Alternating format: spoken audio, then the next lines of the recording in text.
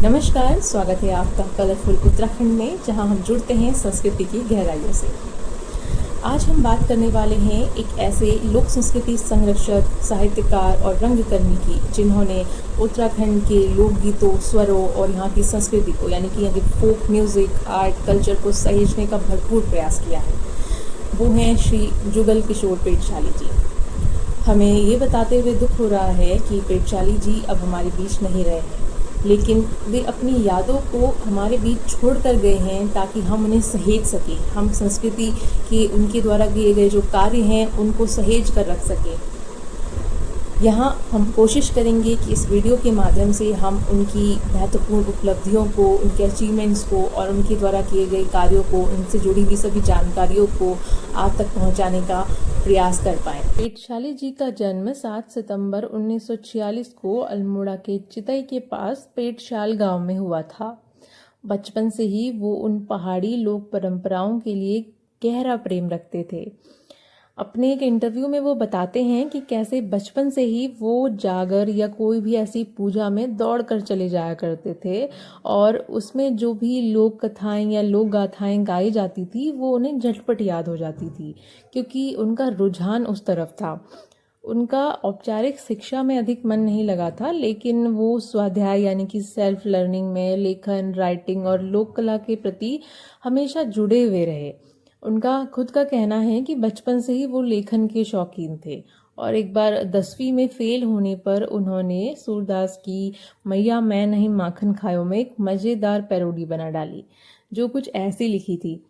मैया मैं तो फेल हुआ यूं, मैया मैं तो फेल हुआ यूं, 4 प्रहर केमिस्ट्री रटियो फिर भी खाक न आयो, तू भोली समझेगी मैंने वक्त बेकार गवायो, दोष था माँ सभी पिता को नहीं ट्यूशन रखवायो, मास्टर था माँ बड़ा आलसी नहीं कुछ भी बतलायो, डोंट फिक्र माई लवली मैया एक ही साल गवायो, जुगल कहत अब मैया भोली बेटा ना कटायो।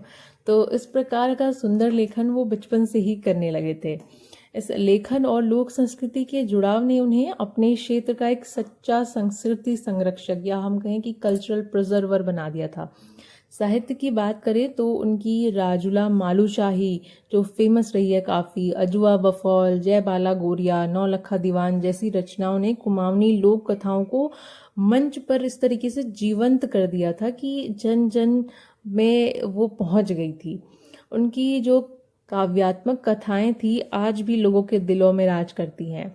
1990 में उनकी राजुला मालूशाही की किताब छपकर आई थी। फिर उसी को उन्होंने हिंदी में कुमाऊं की 34 लोक या 34-35 लोक धुन जो है कुमाऊं की, उसमें उन्होंने उसे गवाया था और यह जो कार्यक्रम था, ये प्रोग्राम दूरदर्शन पर उस समय प्रसारित हुआ था।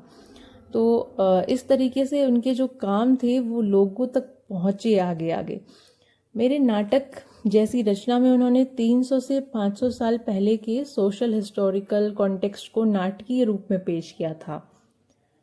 उन्होंने चितई में पर्सनल लेवल पर यानी अपने खुद के पैसों से, खुद की मेहनत से एक लोक संग्रहालय की स्थापना करी थी, जहां कई सारे रेयर सांस्कृतिक वस्तुएं उन्होंने इकट्ठा करी हुई थी। बताया जाता है कि उस लोक संग्रहालय में वहाँ 70 से अधिक चित्र थे, करीब 30 या उससे अधिक पारंपरिक वाद्य यंत्र थे वहाँ पर, 100 से अधिक पुरानी पुस्तकें, पुराने बर्तन, पंचांग, 100 से अधिक पांडुलिपियाँ उन्होंने वहाँ पर रखी थी, पुराने हुक्का, चिलम, कैमरे, ग्रामोफोन, कुल्हाड़ी, रस्सी, अनाज तोलने के पुराने बर्तन जैसे माणा पाथा भी वहाँ पर उन्होंने इकट्ठा करके रखे हुए थे। परंतु पिछले कुछ वर्षों में स्वास्थ्य की जो उनकी समस्याएं चल रही थी, उसके चलते उन्होंने ये सभी कीमती संग्रह दून पुस्तकालय और शोध केंद्र देहरादून को निशुल्क सौंप दिया और अब वहाँ जुगल किशोर पेटशाली संग्रह या संग्रहालय के नाम से उसको सुरक्षित रखा गया है। ये जो संग्रहालय है अब सामान्य जनता, जो आम जनता है हमारी, स्कॉलर्स हैं, कल्चर लवर्स हैं, उनके लिए एक अनमोल विरासत एक तरीके से मानी जा सकती है, उनके द्वारा दी गई। उनकी रचनात्मकता और समर्पण के लिए उन्हें कई प्रतिष्ठित पुरस्कार या अवार्ड्स भी मिले हैं, जैसे उन्हें जयशंकर प्रसाद पुरस्कार मिला है, सुमित्रा नंदन पंत पुरस्कार उत्तर प्रदेश हिंदी संस्थान द्वारा उन्हें मिला है, उत्तराखंड सरकार का वरिष्ठ संस्कृति कर्मी सम्मान, कुमाऊं गौरव सम्मान और सबसे खास उन्हें संगीत नाटक अकादमी का अमृत अवार्ड भी दिया गया है। ये अवार्ड्स उन्हें सिर्फ एक कलाकार नहीं बनाते, बल्कि लोक संस्कृति का जो संरक्षक है उसके रूप में उनकी प्रतिष्ठा को और ऊंचा उठाते हैं। पेटशाली जी का जीवन, उनके सभी प्रयास और उनके योगदान हमें ये बताते हैं कि अपनी कल्चरल आइडेंटिटी को बनाए रखना हमारी सिर्फ जिम्मेदारी ही नहीं है, हमारा कर्तव्य ही नहीं, हमारा एक धर्म बनता है, ताकि हम अपनी आगे आने वाली पीढ़ी को भी इन सब चीज़ों को पहुंचा सके, उनको सहेज कर रख सके। पेटशाली जी जैसे लोगों के जीवन को याद करना और उसको समझना हमारे लिए इसलिए भी आवश्यक है ताकि हम इससे कुछ सीख ले सकें और उसे लोगों तक पहुंचा सकें। हम कलरफुल उत्तराखंड की ओर से श्री जुगल किशोर पेटशाली जी को नमन करते हैं और उनको भावपूर्ण श्रद्धांजलि अर्पित करते हैं। अगर आपको हमारी ये वीडियो पसंद आई हो तो इसे जरूर लाइक करें और शेयर करें।